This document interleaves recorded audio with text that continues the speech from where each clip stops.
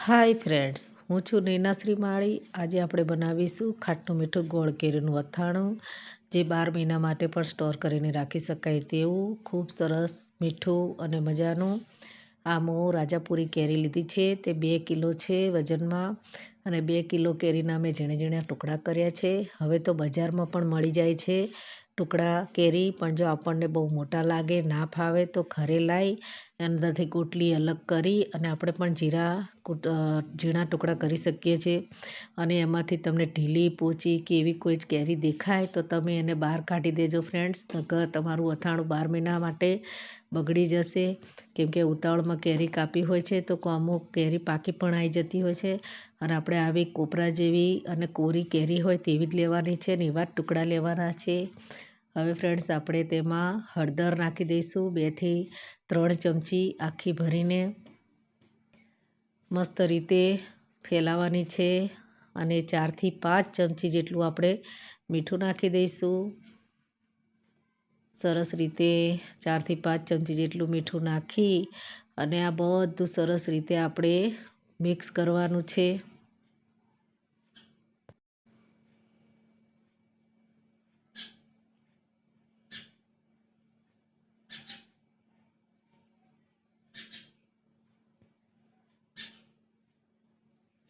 આવી રીતે બંને હાથેથી આપણે મસ્ત રીતે મસાલો આખો અંદર હળદર અને મીઠું એકદમ મિક્સ થઈ જાય તેવી રીતે આપણે તેને મિક્સ કરવાનું છે.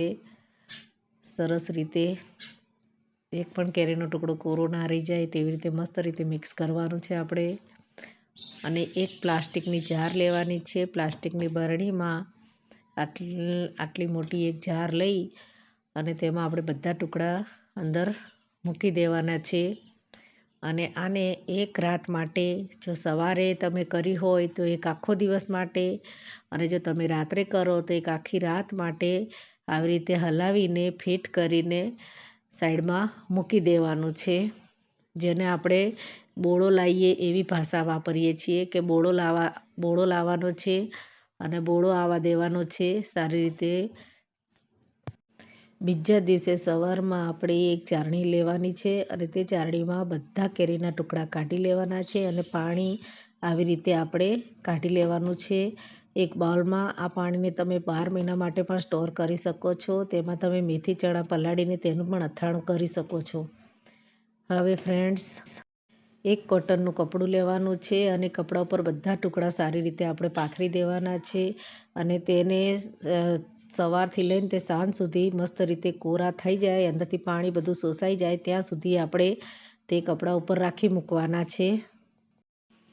વચ્ચે વચ્ચે થોડાક ઊંચા નીચા કરતા રહેવાનું છે ચમચાથી, અને જોવાનું છે કે કોરા પડી ગયા છે કે નહીં ટુકડા.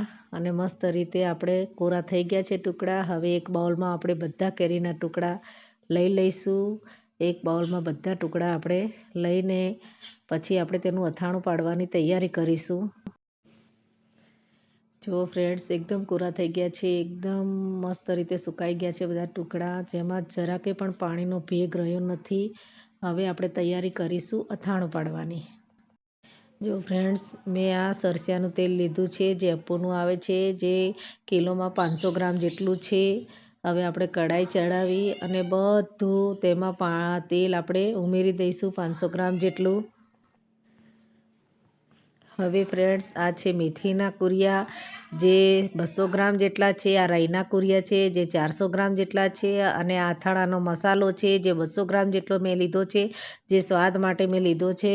તમે અથાણાનો મસાલો ઘરે પણ બનાવી શકો છો. હવે આપણું તેલ ઉકળીને રૂમ ટેમ્પરેચર ઉપર આવી ગયું છે, જેમાં આપણે હિંગ તડતડે તેટલું રૂમ ટેમ્પરેચર ઉપર લાવી દેવાનું છે. ગેસ મેં બંધ કરી દીધો છે ફ્રેન્ડ્સ. હવે આપણે આ હિંગ નાખી છે 2 ચમચી. હવે તેમાં નાખ્યા છે મેં રાઈના કુરિયા જે 400 ગ્રામ જેટલા મેં લીધા હતા. પછી આપણે નાખીશું તેની અંદર ધીમે ધીમે આ રાઈના કુરિયા થઈ જાય એટલે મેથીના કુરિયા એડ કરીશું. એને બરાબર આપણે સાચવીને હલાવીશું. ગેસ મારો બંધ જ છે ફ્રેન્ડ. હવે પછી નાખીશું આપણે અથાણાનો મસાલો, જે બજારમાં તૈયાર તમને જે પણ ફાવે તે તમે લાવી શકો છો, નાખી શકો છો. આ નાખવાનું કારણ એક જ છે ફ્રેન્ડ કે તેમાં થોડો કલર સારો આવે અથાણામાં, અને આપણી ક્વોન્ટિટી સારી રીતે જળવાઈ રહે. તમારે ના નાખવો હોય તો તમે ઘરે અથાણાનો મસાલો બનાવીને પણ નાખી શકો છો. હવે મેં જે ગોળ હતો તે 2 કિલો કેરી હતી એના પ્રમાણમાં મેં ગોળ 1.5 કિલો લીધો છે. જે ઝીણો કચરીને મેં હવે અંદર ઉમેર્યો છે. હવે આ બધું આપણે સારી રીતે મિક્સ કરવાનું છે ફ્રેન્ડ્સ. અને હા, તમારે વધારે ગળ્યું અથાણું જોઈતું હોય તો 2 કિલોની સામે તમે 2 કિલો ગોળ પણ લઈ શકો છો. અને તમારે બિલકુલ ખાટું અથાણું જોઈતું હોય તો તમે ગોળને ના પણ નાખો તો પણ ચાલે. અથાણું આ જ રીતે બનશે ફ્રેન્ડ્સ. જુઓ, મારી આ જ રીત છે અથાણું બનાવવાની, જે 12 મહિના માટે હું સ્ટોર કરીને રાખું છું. અથાણું એકદમ ચટપટું બને છે અને સ્વાદિષ્ટ પણ બને છે. સારી રીતે હવે આપણે આ બધું મિક્સ કરી અને હલાવી દઈશું.